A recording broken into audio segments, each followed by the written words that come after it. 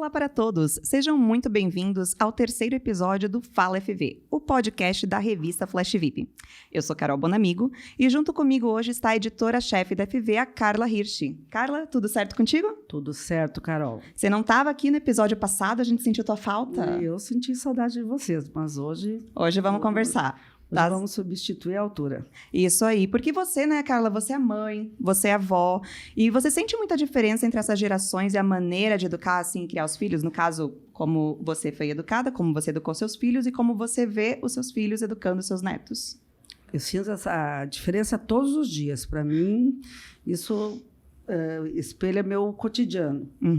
Tem um conflito muito grande de gerações, de formas de como eu fui educada, como eu eduquei meus filhos e como meus filhos estão educando os filhos deles.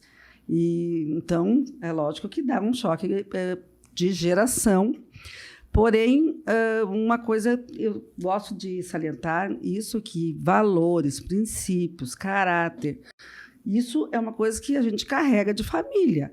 Isso, independente da forma como você vai criar o teu filho, da época, dos anos que passam, isso é o mesmo, isso não se muda. Vai transmitindo, né? Então, a forma, muda a forma, Sim. mas os valores esses têm que ser... Perpetuados. Exatamente, essenciais. E é sobre isso que o Fala FV de hoje é dedicado, os desafios na criação dos filhos. E para essa conversa, trouxemos a Fabiana Nunes Ribas, terapeuta de família e casal, educadora parental com ênfase em parentalidade consciente, certificada em disciplina positiva e também mãe do pequeno Henrique, de 7 anos, e a Isabela, de 3. Seja bem-vinda, Fabiana, ao Fala FV. Olá, obrigada pelo convite. E antes de tudo, eu sou mãe, né? E a gente sendo mãe, a gente entende desses desafios que a Carla traz, né? Até porque a gente está em convívio direto com famílias. Uhum. E quando eu escolhi trilhar este caminho de entender sobre a parentalidade, foi exatamente pelos desafios que eu encontrava dentro da minha casa, com os meus filhos. Então, antes de ser o profissional, eu sou mãe. E a gente vai entendendo sobre esse caminho no dia a dia, né? Uma criança de 7 anos, uma criança de 2 anos faz bastante diferença, inclusive na questão de que uma criança é totalmente diferente da outra, né? Então, junto com esse movimento acadêmico, digamos assim, que eu tenho, também da minha vivência enquanto mãe, enquanto filha, enquanto esposa, porque a gente vai tendo vários papéis, Claro. né? No decorrer da vida e dentro da família. Sim, tudo faz parte, né? E quem também está completando a nossa roda de conversa é o Thiago Davi. Ele é arquiteto, empresário e também tem um forte trabalho com educação, sendo diretor da Wizard Chapecó e owner da escola bilíngue Maple Bear Chapecó, e também pai, também de um casal, o Luca, de 13 anos, e a Nina, de 10. Thiago, seja muito bem-vindo. Muito obrigado pelo convite, Carol, Carla. Realmente, a gente tem os nossos negócios relacionados com a questão da educação, e então a gente também pode fazer essa abordagem, né, nessa parte mais profissional, mas mais que nada, sou pai também do Luca, de 13 anos, da Nina, de 10 anos, e também quero dizer que é um baita de um privilégio ser pai de um casal, né? Eu acho que são experiências também distintas, e eu acho que todo pai deveria ter essa oportunidade de poder saber como saber lidar com as meninas, como saber lidar com os meninos, né? E fiquei muito feliz pelo convite, porque eu me senti lisonjeado por terem essa percepção que realmente eu estou fazendo direitinho lá dentro de casa. A gente conhece também aí a família de vocês, admira muito. E então, já pegando esse gancho de vocês dois aí, os dois também são pais de casais, né? Então, falar um pouquinho dessa questão hoje, como ver esse desafio, são etapas diferentes, né? O Luke e a Nina já estão saindo, assim, digamos, da infância pré-adolescência, né? E o Henrique e a Isabela ainda, né, são crianças. Mas como vocês veem também, então, como o Thiago disse, essa diferença, se tem, né, também, uma diferença principal na criação entre meninos e meninas hoje? Algumas conversas, de repente, que tem que ser diferentes, né? Tu quer começar, Thiago? Eu vejo, assim, que lá em casa, por exemplo, claro, é respeitada a idade de cada um, os assuntos são tratados dentro da idade pertinente, enfim. Mas, assim, a questão de tratamento, eu vejo até pela minha esposa, ela foi criada no meio dos meninos, no meio da molecada, e eu vejo, assim, que realmente, lá em casa, nós fizemos, não tem distinção. A gente trata os dois da mesma maneira, né? Como eu disse, assim, separando a questão da idade, da maturidade, os assuntos específicos de cada momento, né? Mas, assim, não tem, assim, muita menino pode isso, menina não pode aquilo, né? Até porque, normalmente, a filha mais nova, ela se sente sempre no direito de poder fazer o que o mais velho faz, né? Então, nesse sentido, assim, a gente não tem distinção, não. É tudo no mesmo balaio. Adorei o balaio. Então, o que eu compreendo, né? A gente está com filhos em idades distintas, né? Eles estão passando... A gente chama essa fase dos 7 até os... entre os 6, 7 anos, até os 11 anos de Rubicão. É onde as crianças saem da idade da infância e elas vão entrando para a adolescência, né? O Luca, que tem 13 anos, já está na adolescência. Ele já entrou na adolescência. Então, ele já está... Inclusive, o selfie dele, a cabeça dele, já tem um movimento totalmente diferente, né? As minhas crianças, eu tenho a Isabela e o Henrique. O Henrique saindo da primeira infância, porque ele faz 8 anos em março. E a Isabela totalmente na primeira infância ali, né? Nos 2 anos. E o que eu observo? A gente não tem também essa questão, assim, do que menino pode fazer e menina não pode fazer, né? Ou a cor azul é de menino, a cor rosa é de menina. Se bem que na escola eles fazem essa distinção muito certinha. Mas a Isabela gosta muito da cor azul. Ela prefere o azul. Então, a gente também tem essa percepção, né, de não ficar limitando. Né? O que aconteceu dentro das gerações anteriores? Dentro disso, o que o menino pode fazer, o que a menina pode fazer, o que o homem pode ser, o que a mulher pode ser. Foi limitando a nossa sociedade. Tanto que nós, mulheres, hoje... Ontem, inclusive, eu tinha uma conversa com a minha sogra que ela dizia assim... Porque é muito bom, é muito bonito ver o Marcelo te ajudando, que é meu marido. Daí eu disse, ele não me ajuda. Ele faz a parte dele. Eu ia falar, né? Faz parte. Cada um aqui faz a sua parte. Eu faço a minha parte, ele faz a parte dele e as crianças fazem a parte delas. Cada um tem o seu lugar aqui, cada um faz a sua parte. E eu vi que ela me olhou assim, depois... Mas é sogra, né? Ela tá defendendo o filho dela. Exato, mas depois ela entendeu, assim. Eu achei interessante que ela olhou dela. É verdade. E ela entendeu que e aí o que você quis dizer com isso, né? Eu disse, na sua geração, havia isso. Havia essa limitação, né? Do que o homem, quando ele ajuda, entre aspas, em casa, porque ele faz a parte dele, ele é bom. Né? Se ele está disponível para a família, ele é um homem bom. Porque esta é uma responsabilidade da mulher. Né? Então, lá em casa, as crianças brincam de boneca, brincam de carrinho, brincam tudo. Todos os movimentos que acontecem, porque se uma criança, um menino, não brinca com uma boneca, como ele vai entender que ele tem essa responsabilidade com relação ao filho? Se quem só brinca com bonecas são as meninas, se a mãe e o cuidado com a criança é só da mãe.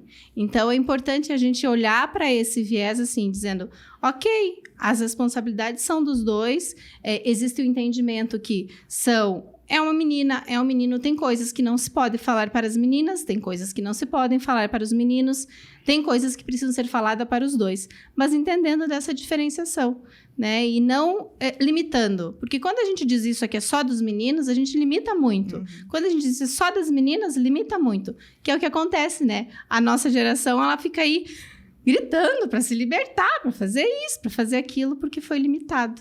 Isso é disso, isso é daquilo. São caixas, né? Vamos encaixando as pessoas. Eu tô aqui como mediadora dessa conversa, ainda não tenho filhos, mas uma coisa que eu sempre achei muito legal na minha criação com os meus irmãos, que a minha mãe não fazia também essa distinção no sentido, principalmente de ajudar a arrumar a casa. Cada um tinha a sua... todo mundo tinha que... Você tira a mesa, você lava a louça, você varre o chão, você não sei mais o quê. Eu, meu irmão, minha irmã, todo mundo. E eu não via isso acontecer na casa de algumas amigas minhas, sabe? Quando eu ia que os irmãos dela, meu Deus, se fosse lavar a louça, acabava o mundo, né? Sim. E eu sempre achei isso muito estranho, né? Eu falava, como assim, né? Como assim? Os meninos não fazem isso, né? cultural, né? Porque, logicamente, o que tua sogra falou é assim que ela foi criada. E o marido dela ele ajudava realmente. Porque na concepção dessa geração, ele tinha que trabalhar fora e a mãe, dona de casa, cuidava dos filhos. Esse era o papel. Então, esse entendimento, a gente não dá nem para culpar ou falar assim alguma coisa preconceituosa em relação a isso, porque é muito cultural, é muito enraizado e a gente não vai tirar aí dessas gerações mais antigas, arrancar da cabeça esse pensamento. Acho que nem podemos fazer isso, né? Até porque e se explicar respeito, como né? tu fizesse com a tua sogra, que foi ótimo. E aí ela percebeu, o caminho é esse, né? Exato. Até porque, assim, o que acontece, né? A geração anterior, né? 2 gerações vão pensar assim, né? Atrás, a mulher tinha esse papel, né? De estar mais disponível para o lar e o homem mais disponível para o mercado. Hoje, a gente vai olhar, é de igual para igual. As mulheres estão no mercado junto com os homens. Então, quando chega a maternidade nesse casal, né? A gente chama de casal estreado. Então, é um casal que chega um filho. Opa! A mulher só assume mais responsabilidades. Ela não larga nenhuma outra que ela fazia antes. Ou vocês viram alguém deixar alguma coisa que fazia antes porque virou mãe? Eu até agora não vi. Nesse sentido, eu tive sempre uma participação muito ativa, já desde o início, né? Minha esposa sempre trabalhou muito. Ela também, muitas vezes, quando acordava de madrugada, bem no início, tinha dificuldade para pegar no sono depois de amamentar, ou enfim. Então, já desde o começo, eu já pensava assim, emprestou o corpo, tem que amamentar, né? Eu acho que, o mínimo que eu posso fazer é ter uma participação forte nessas circunstâncias, né? Então, sempre fiz questão de acordar de noite, de ir lá, verificar se estava tudo certinho, né? Primeiro para preservar ela, né? Mas aí depois criou como se fosse um hábito mesmo, de poder estar sempre junto, sempre fazendo, e foi um pouco uma consequência da vida de trabalho dela, de eu poder dividir essas tarefas, né? Baita de uma tarefa gostosa de fazer, né? E poder tá colaborando, né?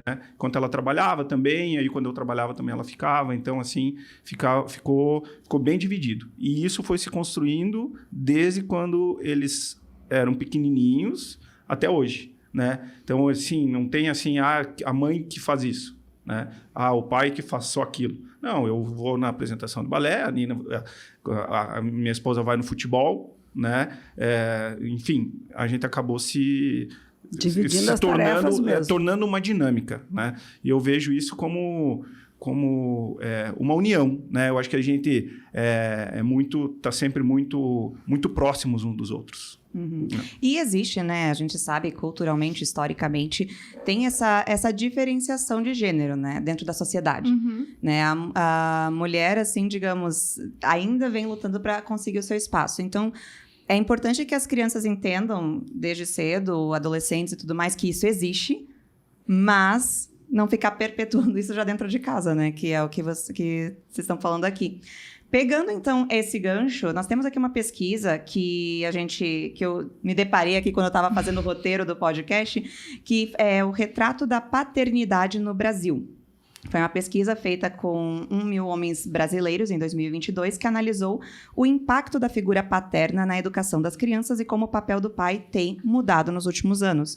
E essa pesquisa mostrou que os pais das gerações Millennium e X se identificam com uma paternidade mais participativa e com mais expressões de afeto e diálogo e a consciência do seu papel enquanto pai, né? Então, assim, por exemplo, 62% dos entrevistados afirmaram que sempre que possível têm o hábito de beijar, abraçar e fazer carinho nos filhos. E o afeto e a conexão também aparecem nas palavras. 57% dizem frases amorosas e encorajadoras para suas crianças com frequência. Então, assim, além disso, né, a pesquisa colocou que 90% dos homens acreditam que os cuidados diários com as crianças devem ser igualmente divididos entre os responsáveis. Porém, 69% dizem que conversam, inclusive, sobre desigualdade de gênero com os filhos. Então, falando assim, um pouquinho também dessa importância, né, de ver o papel do pai, né, que não é só a mãe, como a gente estava dizendo, né, que é responsável pela criação dos filhos. Inclusive, complementando a pesquisa, né? O meu artigo final de formação em terapia de família e de casal foi olhar para o papel do do pai. Eu quis ser generosa com os homens, olha só. Sim, e foi surpreendente, assim, porque olhando para isso, eu fui pela vertente do apego seguro, né? Que é a questão da gente olhar para o apego seguro, ele tem a figura materna como sendo uma figura de segurança e amor, né? E então entende-se que dentro do apego seguro, que é uma teoria elaborada por John Bowlby, que a família elabora o apego e atende a necessidade emocional da criança para que essa criança consiga desenvolver habilidades emocionais na vida adulta. Então, os adultos que não têm uma habilidade emocional, socioemocional desenvolvida, provavelmente tiveram dificuldades nos seus vínculos de apego, né? E aí existem questões em relação ao apego seguro, inseguro, ambivalente, evitativo, que a gente vai formando através dessas relações. Mas na pesquisa em si e no artigo que eu acabei escrevendo junto com a minha orientação, a gente olhou muito para esse movimento do pai dentro da família e desse papel que o pai hoje vem exercendo, né? Quando o Thiago traz, assim, é interessantíssimo, né? Porque é a mesma figura que eu tenho do meu marido, que está sempre muito presente, de outras famílias que eu atendo os pais e percebo essa presença dos pais, essa disponibilidade. Mas também a gente concluiu que o homem, querido, ele precisa da validação do mundo feminino, das mulheres, das mães, para que eles tenham este espaço. É muito difícil ocupar um espaço de amor. É muito difícil para o homem ocupar um espaço de apego seguro. Por quê? Porque entende-se dentro da sociedade que o homem é o provedor e a mulher que entrega amor. E aí, quando se olha para isso, por isso do resultado da pesquisa. Esses homens, eles têm essa vontade, essa disponibilidade, mas de alguma forma não acontece a autorização da sociedade para isso. Dentro do teu círculo de amigos, tu deve perceber isso, né? Tu é aquele que está mais presente, mas de vocês 5, você é o único. Os outros 4 até tentam, mas não conseguem. Né? A questão da validação feminina, da esposa, no caso, ela tem que dar o espaço também, né? Para você poder ocupar, né? Uhum. Então, já desde o começo, assim, sempre foi desse jeito e eu sempre considerei muito positivo, né? É fantástico. E assim, você falou dos amigos, no sentido assim, da turma dos amigos que eu tenho, eu fui o pai mais cedo, né? E hoje eu vejo, assim, que tem vários amigos meus que assim, estão fazendo bem parecido, assim, sabe? Uhum. Para os filhos, né? Este movimento onde existe o lugar do pai, existe o lugar da mãe, e os dois são um lugar de apego seguro, os dois são um lugar de segurança, para as crianças traz uma tranquilidade, né? Porque quando a gente fala de apego seguro, existiu também uma questão bem interessante dentro da sociedade que marginalizou o apego. O apego é ruim, o apego é errado, o apego não funciona. E é extremamente ao contrário, né? Eu tenho uma criança que antes de eu estudar a teoria do apego, eu elaborei o apego de uma forma, e depois que eu tive a Isabela, eu estava exatamente no meio da pesquisa em apego seguro. E eu apliquei intencionalmente apego seguro com a Isabela. E é fantástico. Uhum. Porque ela tem esta questão da liberdade de ser ela, a autonomia com 2 anos e pouco que ela está agora, que é impressionante. Né? Eu levei ela com 1 ano e 3 para a escola e ela disse, tchau, mamãe. Ela nem olhou para mim. Que delícia, né? Mas por quê? Você que sofreu daí. Não, é que eu já tô preparadinha, né? Mas que bom que ela já ficou. Amo ser mãe, mas também gosto de ter minha vida. Tá certo. Então, esse movimento de que a criança sentir que de fato é seguro, que ela é amada, que ela tem um lugar, que ela é pertencente, é do apego seguro. O apego seguro é isso. Quanto maior e melhor for o vínculo, quanto maior e melhor for a conexão, melhor é a autonomia da criança. Crianças que têm apego seguro bem elaborado, adultos que têm apego seguro bem elaborados, têm autonomia emocional. Elas circulam pela vida, porque elas têm essa percepção sobre elas, que elas têm amor. E tá tudo bem. Agora, eu não elaborei um vínculo adequado. Qual que é a primeira coisa que vai acontecer comigo? Insegurança emocional. Então, eu preciso me grudar em qualquer pessoa que me dê amor para que eu me sinta amada. Uhum. Para que, meu Deus, é só aqui que eu vou encontrar. Então, e aí, todas as dificuldades e dinâmicas que a gente tem aí entre os relacionamentos. Por vínculos mal elaborados, né? Disfuncionais, a gente chama isso. Quando o apego é disfuncional, ele traz esse movimento desorganizado aí na vida adulta. Eu vejo, assim, claro, aquele conhecimento de só observar os outros, mas que tem também essa questão de muitas vezes o pai não assumir este papel também de afeto dentro de casa, porque ele se torna a figura que vai repreender. Aquela velha frase, espera teu pai chegar em casa para ver isso. Ou quando quer dizer um não, mas não quer dizer um não, pede pro teu pai. Sabe? Então, o pai vira essa figura que sempre vai ou nos repreender, ou ser mais firme, ou dizer não, né? Se bem que na minha casa era minha mãe que dizia não. Eu ia comentar isso. Depende daí como é estabelecido. Mas essa não é uma nova realidade, esse conceito, esse tipo de tratamento que hoje os pais juntos colaboram e fazem. Não acontecia na minha geração. Muito menos a geração que eu fui criada. Mas hoje está acontecendo isso. Então, essa realidade está já se transformando. É que nós estamos diante de um fenômeno. Né? A gente não está percebendo isso, mas é um objeto de estudo já. A família, ela é uma criação social. Né? A família, se você for buscar a história da família, do contexto família, ela se formou dentro da sociedade porque precisava ter um local bem organizado para que se tivesse uma sociedade rentável, que foi quando a economia mudou, né? E aí, dentro desse processo, o homem ficou dono deste lugar, dono desta família. Por isso que há muito tempo atrás, 4 gerações atrás, nem há tanto tempo assim, tinham-se vários filhos, né? Porque os filhos ajudavam a trabalhar.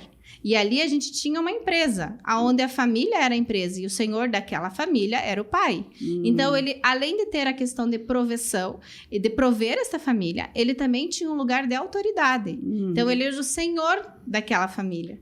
E hoje a gente está num fenômeno onde mudou-se muito a dinâmica familiar, o papel da família dentro da sociedade, e automaticamente a família está se adequando a este movimento. Então, nós estamos em meio a um movimento de adequação da família para esse novo contexto que a gente tem. Né? E a família, né, que é uma instituição social, ela se adapta. Ela é um ser muito...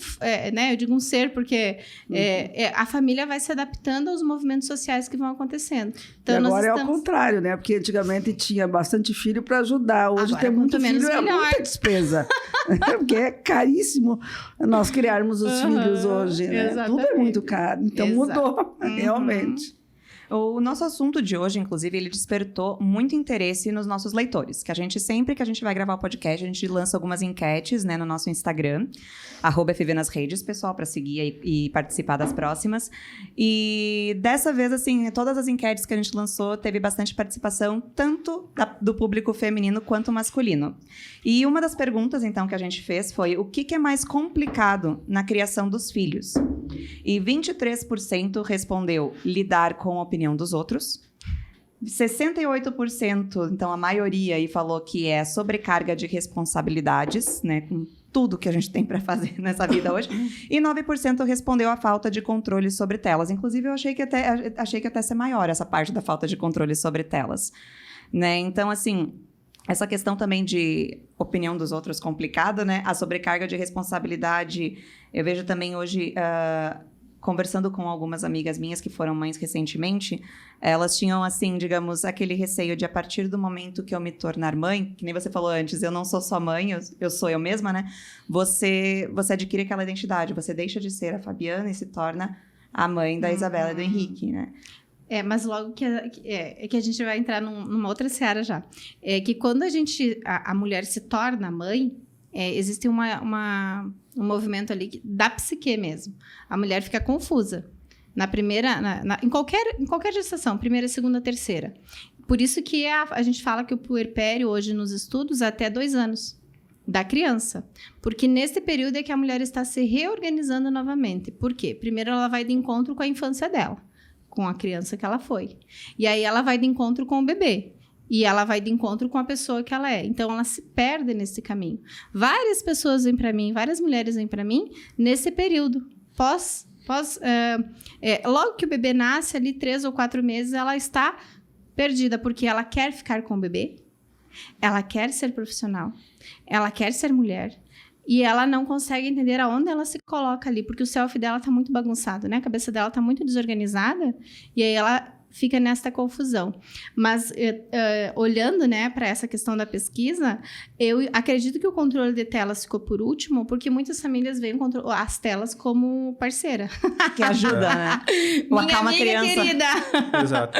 A babá eletrônica. Muitas vezes os pais acabam se fazendo que não se importam tanto com isso, porque ficam livres para poder fazer o que querem, né? E não assumem a responsabilidade das consequências quando a criança está muito tempo na tecnologia, né? Exato, isso aí.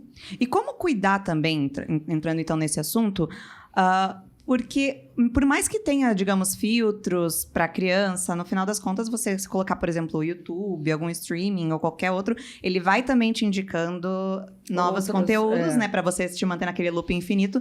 Como cuidar também o que teu filho tá assistindo? Tem que assistir junto, né? Tem que decorar todas as músicas Baby Shark, né? É um tema bem recente, bem complicado isso dentro das casas, eu imagino. O Luca, por exemplo, que tem 13 anos, ele gosta muito de jogo, né? Ele gosta muito de jogar com os amigos, né?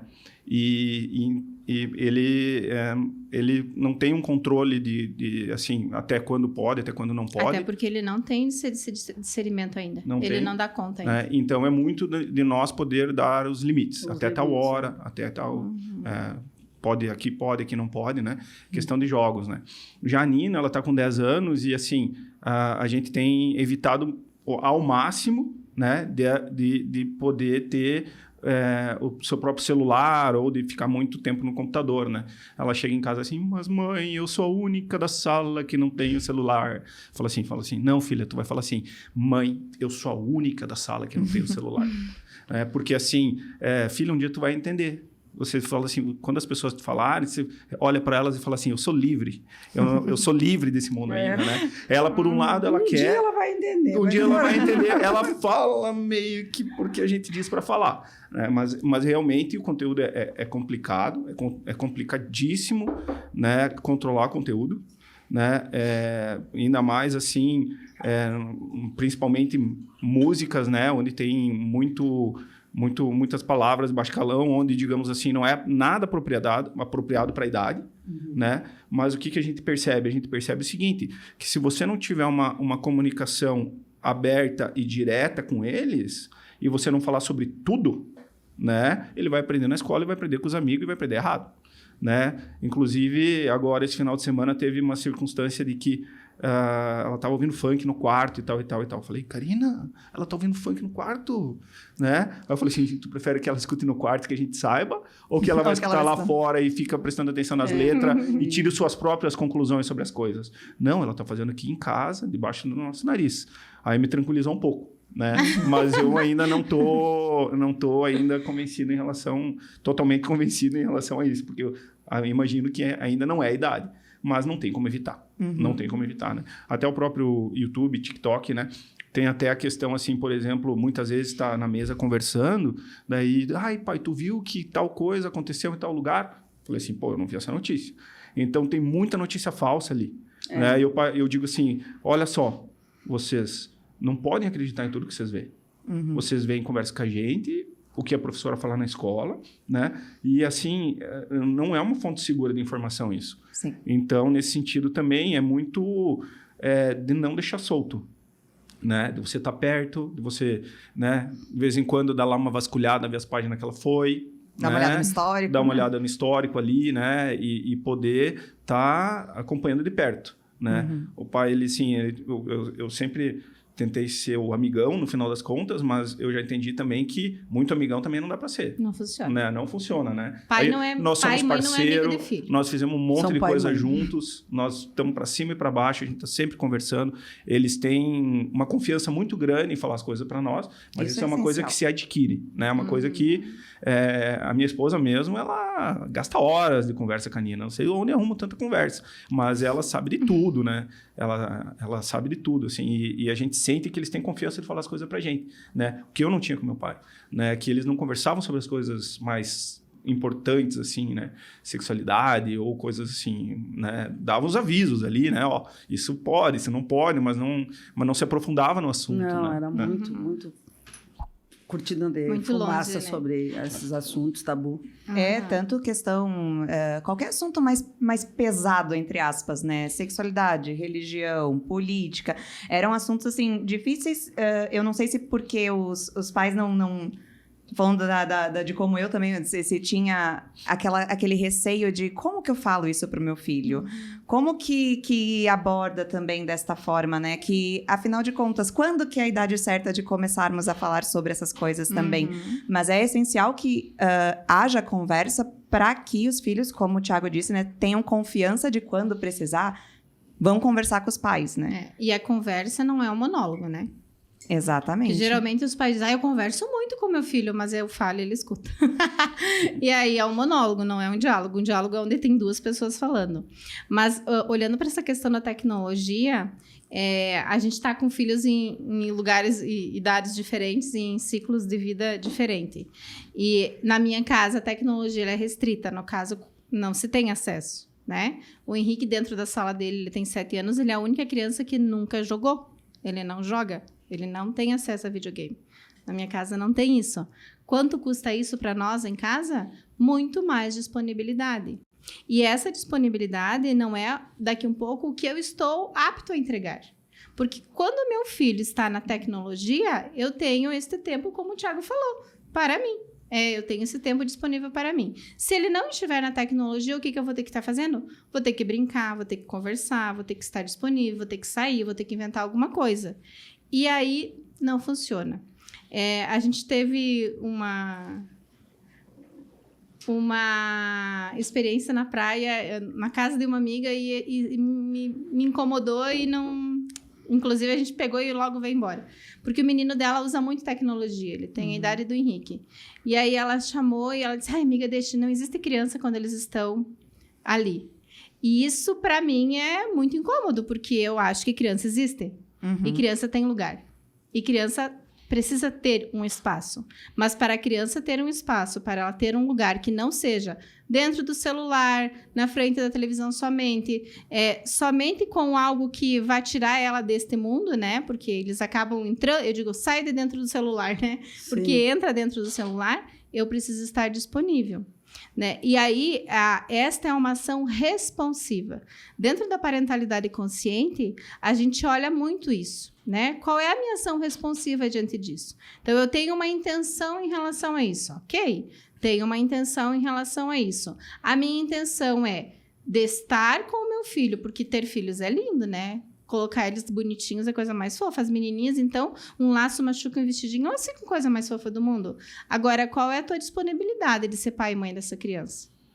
Né? Porque a tecnologia, ela faz com que a gente não tenha exatamente esta necessidade de estar disponível. Você terceiriza essa responsabilidade, né? Porque a tecnologia ela é ótima nisso. Só que temos uma questão aí também. Ao mesmo tempo que ela é ótima em relação a isso, para nós, enquanto pais, né, desta geração, se torna muito mais desafiante pelo acesso que se tem à informação. Porque ele vai ouvir isso. Antes a gente não havia conversa, mas também não havia tanto acesso à informação, né? Ia se falar de sexo ou ter uma experiência sexual aos 15, 16 anos. Hoje, as crianças, eu atendo a crianças entrando na adolescência, ali 12, 13 anos, e trazem umas coisas bem interessantes em relação a isso. Por quê? Tem acesso a isso. Então, quanto eu estou disponível para estar neste lugar de ser o papel, né? Exercer, de fato, de forma responsível, intencional e ativa dentro da parentalidade, né? A parentalidade é um termo muito novo, né? A parentalidade é o papel do pai e o papel da mãe. Papel paterno e materno trazem a parentalidade. Só que dentro desse contexto é de uma ação responsiva. Não adianta nada eu dizer, é ruim. E geralmente assim, porque não sai do celular. Peraí, não sai do celular ou você não tira do celular? Né? Só come porcaria. Peraí, quem vai no mercado? É ele ou é você? Né? E é esse movimento assim, quem é a criança? Quem é o adulto? Qual o lugar que cada um está ocupando dentro dessa família? Porque é de se olhar também, né? Quando a gente fala de parentalidade, inclusive nos workshops que eu faço com os pais, eu sempre digo, não é sobre os seus filhos. É sobre você. Você não veio aqui aprender como fazer ele parar de fazer tal coisa. E essa tecnologia também lida com o problema que os pais têm, a dependência. Que eu acho que isso também, porque como os pais também têm essa dependência de ficar no celular, de ficar nos computadores, eles, estando também ocupados, dá liberdade para os pais continuarem alimentando sua dependência, né? É isso mesmo. E, na verdade, também a criança não tem botãozinho de liga e desliga, né? Não. Se o pai tá o tempo todo, então, nessa dependência também dos aparelhos, e daí dá alguma coisa pro filho se entreter, e de repente, agora eu quero interagir com meu filho, e daí fica bravo que o filho não quer interagir com o pai. Exatamente, porque eles não vão Educar pelo exemplo. criar Né? isso. Exatamente. Inclusive, uma das perguntas que a gente fez também nas nossas enquetes no Instagram foi o que você passa com os seus filhos hoje que faz você compreender melhor os seus pais. Aquela velha frase do espera você ter filho que você vai entender. Né? E teve umas respostas aqui interessantes. Vou ler algumas, inclusive, né? Teve aqui o Márcio colocou, sem dúvida, o estude, essa é sua única tarefa, sua única preocupação. É uma das coisas que ele passa muito agora com os filhos e entende quando os pais falavam, né? Teve aqui também colocou, o Francesco, quantos pais se dedicam, amam e se preocupam. Antes de ser pai, a minha noção era outra.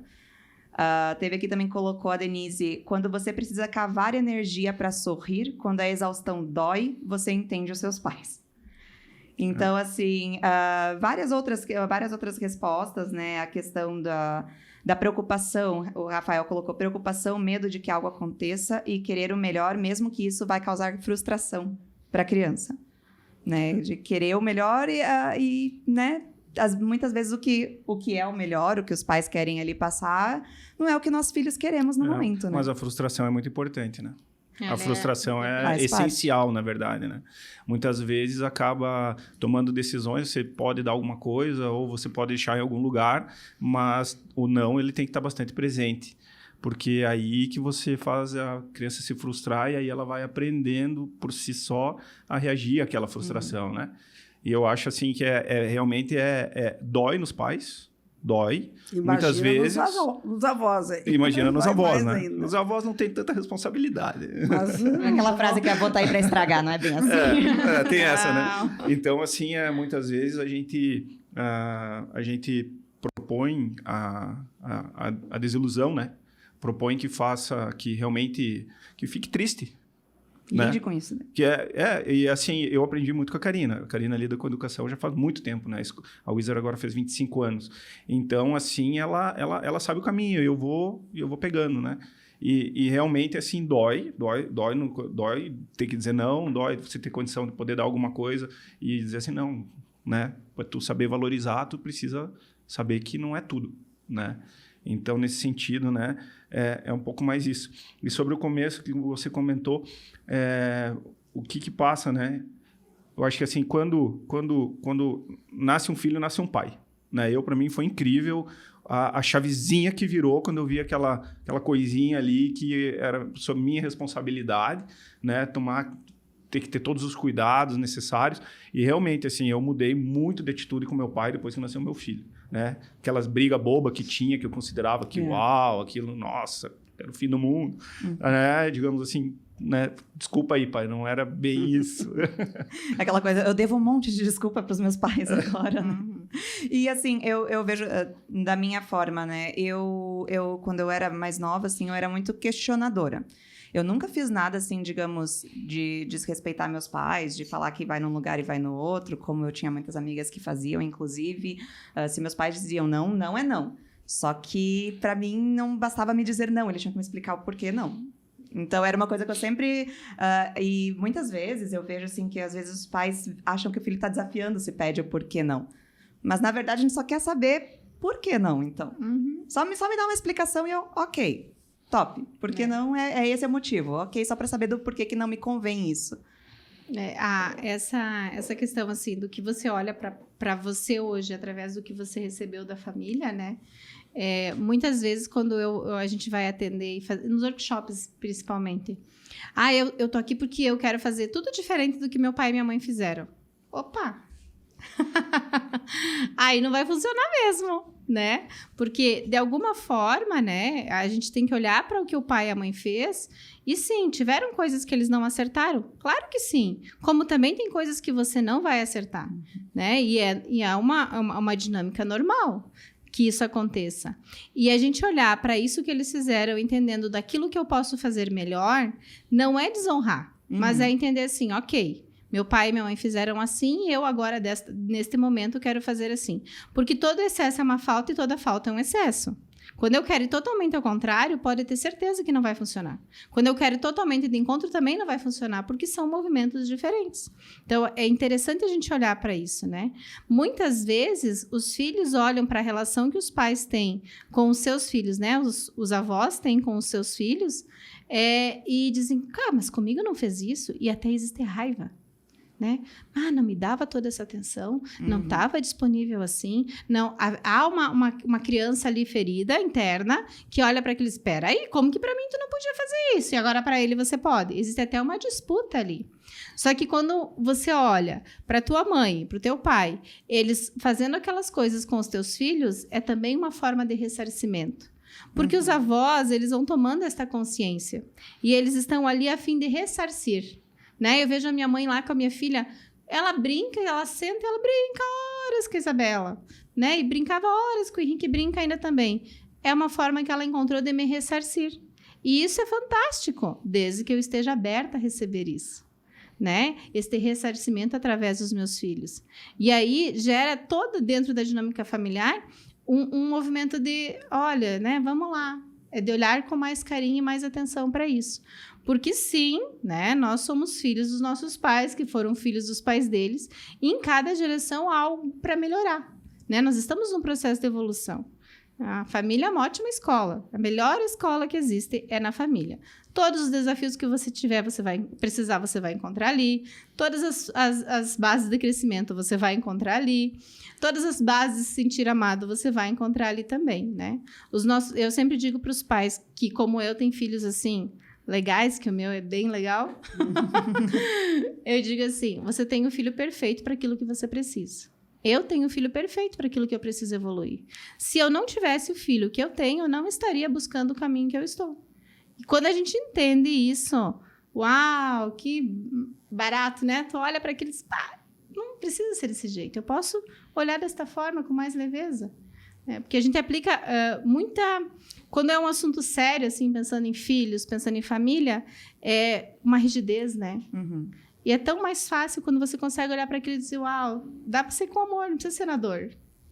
Né? Uma observação, que é muito discutido nos dias de hoje, é a palmadinha. Né? Corretiva, educativa, como quiserem falar.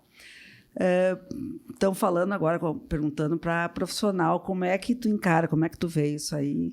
Eu discordo totalmente. Não existe palmada educativa. E não existe nada que seja violento, que seja educativo. Violência ensina violência. Você vai dizer para o teu filho, não bata, e você bate. Não faça isso, e você faz. O que você está ensinando para ele? Se você está batendo, para ele não bater. Né? Minha percepção, né, é uma violência. Toda vez que eu bato, eu estou violentando. Porque a criança, no self dela, ela entende sobre aquilo, sobre ela ser errada. Não é o pai e a mãe que estão descontrolados, que está muito difícil. Mas ela é um ser errado. Eu estou atendendo um jovem hoje de 23 anos, com inúmeras limitações. E aí eu perguntava para ele, não, porque eu sou um filho horrível. Porque eu sempre fui um filho horrível. Não, porque os meus pais sempre foram bons. Eu sempre fui horrível. Eu sou ingrato. Eu não mereço nada de bom. Porque eu disse, meu Deus, mas que... Né? E ele é bem sucedido profissionalmente, mas emocionalmente querido. E aí eu disse, E aí eu fui perguntar, mas o que acontecia? Como que era quando você errava algo? Ah, não, a minha mãe me dava umas chineladas. Ah, não, meu pai não sei o quê. E aí, o que a gente concluiu? Ele entendeu que estas chineladas, que eram violências bem grandes, não era uma chineladinha, não era uma palmadinha, eram coisas interessantes. Ele construiu dentro dele que ele merecia receber aquilo. Então, o que ele faz hoje? Ele busca relacionamentos onde, de fato, ele receba um mal cuidado, um desrespeito, relações tóxicas para a vida dele, porque ele entendeu sobre ele que ele merecia. Ele merece sofrer. Ele merece sentir dor. Se eu mereço sentir dor, eu estou condicionado a isso. Então, a palmadinha educativa. Me incomoda até o termo. A palmadinha educativa, me obedeça. A obediência, né? Tem uma pesquisa, inclusive, falando nisso. Sobre a obediência, né? A obediência... Por que os soldados na guerra matam e não sentem nada depois, entre aspas? Porque eles estão sendo obedientes a alguém, ao seu comandante. A obediência ensina sobre a desresponsabilização. Mas não tem uma diferença entre a obediência e respeito? Exato. E se a criança não está obedecendo os pais, os avós, enfim, ele não está respeitando. E eu acho que tudo tem limites. Mas aí é a construção do respeito. Acredito que tem limites. Não é a construção da obediência. A obediência cega, ela faz com que eu não tenha condições de tomar ações. Eu estou obediente a alguém. Alguém manda que eu faça. E se alguém mandou que eu faça... Quando vocês já ouviram? Eu fiz porque me mandaram. Eu não tenho responsabilidade nenhuma sobre. Agora, eu estou aqui, né? Eu respeito a tua posição e eu entendo o porquê, que é o porquê do não, né? Por que você está me dizendo não? Por isso e por isso. Simples, né? Aí eu entendo sobre a minha responsabilidade sobre aquilo. Então, eu vou conseguir tomar essa atitude. Simplesmente, quando eu obedeço, né? A obediência através do medo. Por que as famílias na adolescência, e a gente conversava antes ali, eu perguntei para ele como que era esse movimento na casa deles. Por que os adolescentes se perdem na adolescência? Porque o que foi construído até ali, que foi a obediência, foi através do medo. E adolescente não tem medo de pai e mãe. E aí eles se rebelam, porque se você fez isso comigo até agora, então, agora eu não preciso mais passar por isso. Então, agora eu vou contra você. Porque era da obediência através do medo. Agora, quando é do respeito àquilo que está sendo colocado e entendimento sobre aquilo, não há medo, há um entendimento. Aí sim existe um entendimento entre as partes. O que a gente precisa compreender? Muitas vezes, nossas crianças têm ações desrespeitosas ou comportamentos desafiantes porque elas estão sendo um sintoma do sistema. O sistema está com problema, o pai e a mãe estão com problema na relação, alguma situação que está acontecendo, então essa criança traz o tempo todo isso para alguém olhar. Olha, ele faz um favor para o sistema. Mas a gente está tão atento a acertar o que está torto, né? Porque criança nasce torta. Não sei onde que aprendemos isso. Mas a gente tem que endireitar. Não é assim que a gente entende endireitar a criança. Antigamente falava isso. Essa criança tem que se endireitar. Porque já nasceu torta. Ou quando vê aquela coisa da criança fazendo mamãe, alguma coisa, a gente sempre diz que é falta de laço, né? Ou que os pais que não têm o pulso firme. Mas, inclusive, foi algumas das perguntas que nós recebemos também, que a gente abriu a caixinha de pergunta para quem quisesse mandar alguma coisa pra gente interagir aqui, que teve algumas, então eu vou condensar em uma só, porque foram várias pessoas que falaram dessa questão do e quando só o não funciona? Como dizer não, só não dizendo não? Normalmente só o não. Exatamente, né? Que é aquela coisa bem disso de... porque a gente sabe, eu não tenho filhos, mas assim, eu tenho vários sobrinhos, então eu digo assim, não é fácil também lidar com a personalidade aí da galera de vez em quando, né? Então... tem a personalidade de cada um, né? Que muitas vezes pode vir com alguma... já diferente, né? Uma criança um pouco diferente, mas assim, como é que se explica isso para gerações que passaram, de pessoas que moram no interior e que isso sempre deu certo, né? Eles adquiriam respeito através da imposição, né? Da imposição. E essas gerações deram certo, né? Então, assim, a gente trata muito com perdas e ganhos, né?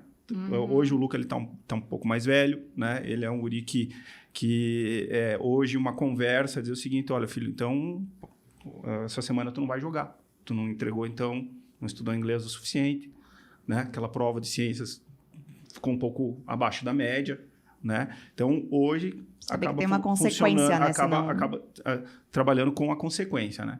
E assim sempre dá certo. O castigo. Uma troca, né? Você me entrega Talvez o que não é nenhum castigo, mas eu entendo o que ele traz.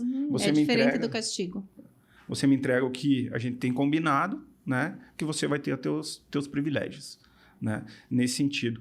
Já a Nina, ela é uma menina bastante insistente, Henrique. né? Ela é muito assim, eu olho para ela 5, 6, 7, 8, pedindo a mesma coisa, né? Já olho com uma cara assim muitas vezes.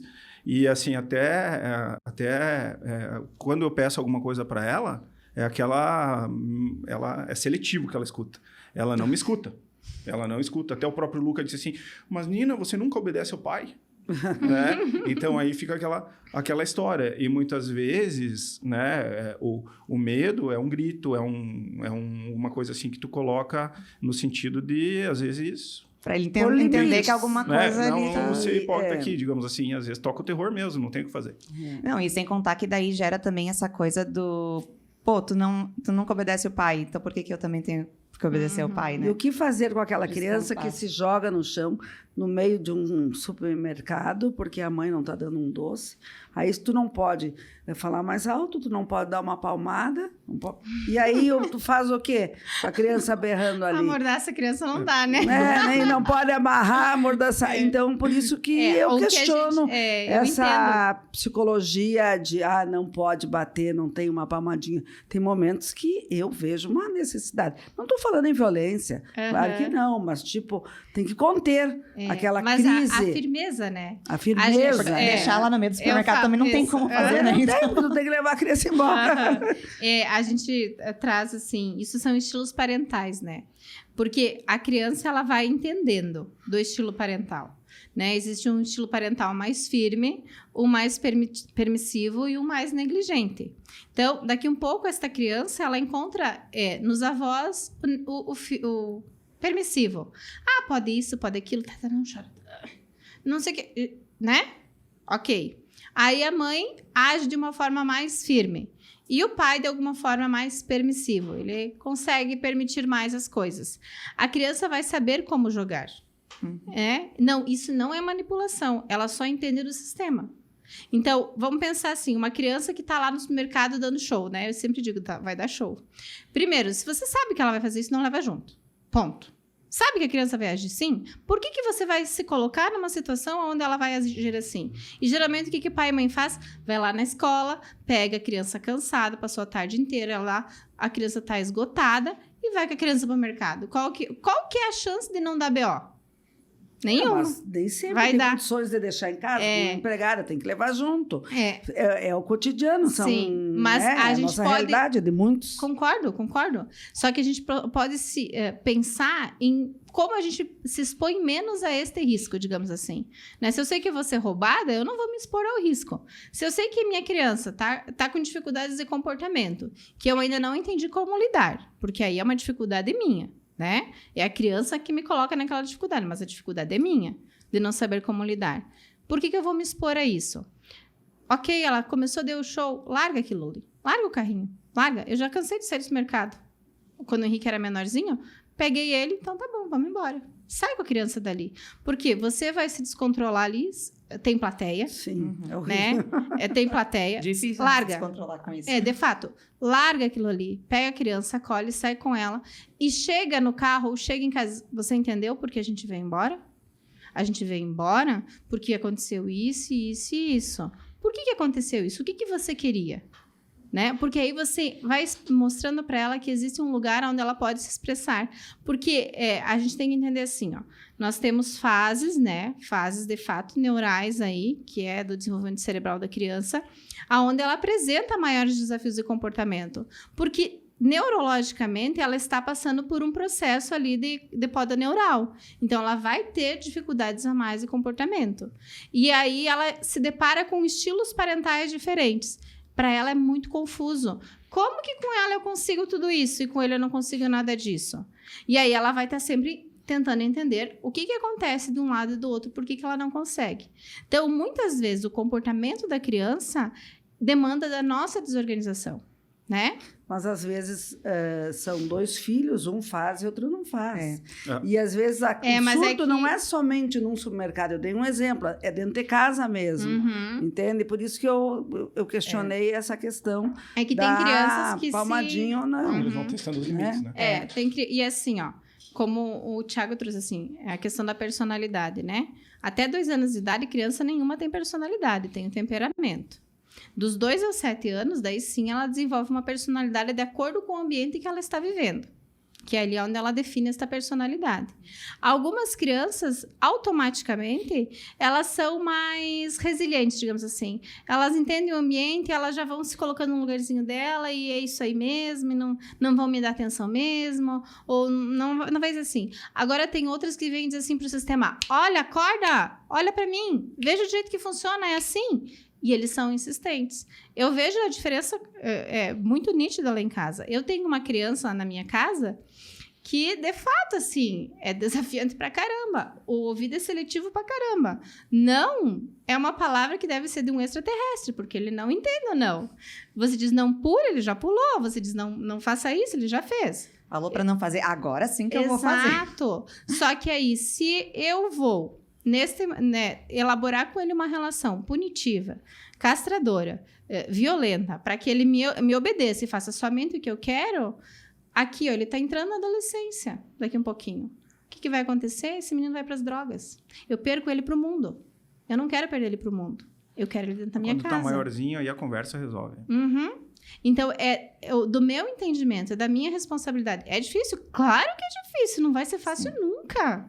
Né? Pegando o gancho essa questão, assim, de entrando na adolescência, tem aqui uma pergunta sobre justamente um pai que tem o filho entrando na adolescência. É melhor eu ficar mais próximo ou eu tenho que dar espaço?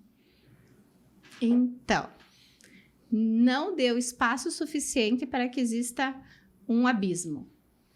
Mas não chegue perto o suficiente para que você sufoque.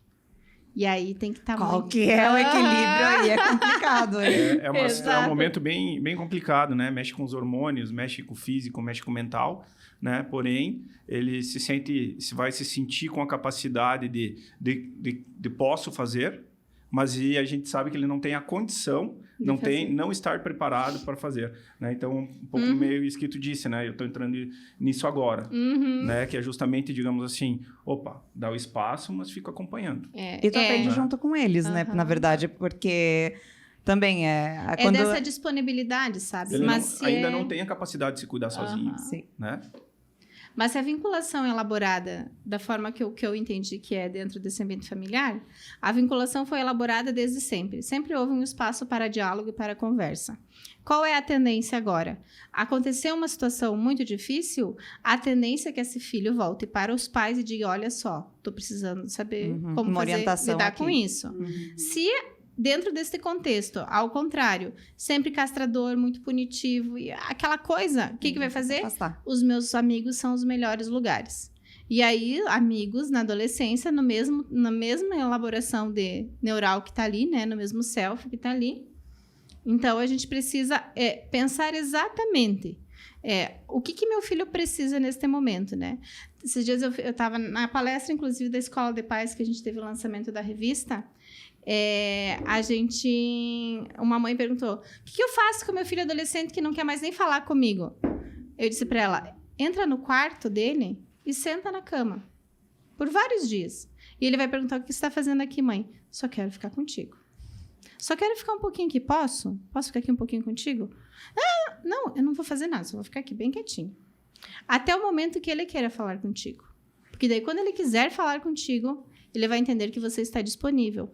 Porque aí, quando eu digo não fique longe o suficiente para ter um abismo, é porque o adolescente entende que então não está nem aí para mim. E aí você perdeu. Agora você não deixa a criatura respirar ali em cima, para não acontecer nada de errado.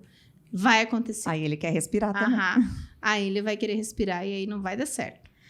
Gente, olha, o assunto, como vocês podem ver, a gente sabia que ia ser um assunto que ia dar muito pano pra manga. A gente deixou aqui, eu peço até desculpa em quem interagiu, que teve muita pergunta aqui que não foi respondida, teve outras enquetes que a gente colocou. Então, assim, a gente até coloca à disposição pra gente fazer um episódio 2, quem sabe uma segunda parte, mas eu gostaria de agradecer, então, E Thiago. também eu me responsabilizo, coloco o meu Instagram como uma opção aí, e eu me responsabilizo em respondendo as perguntas no meu Instagram. Beleza, pessoal, tá na descrição, então já vai estar Eu na fiquei descrição. com muitas perguntas ainda no ar. eu quero percebi. saber.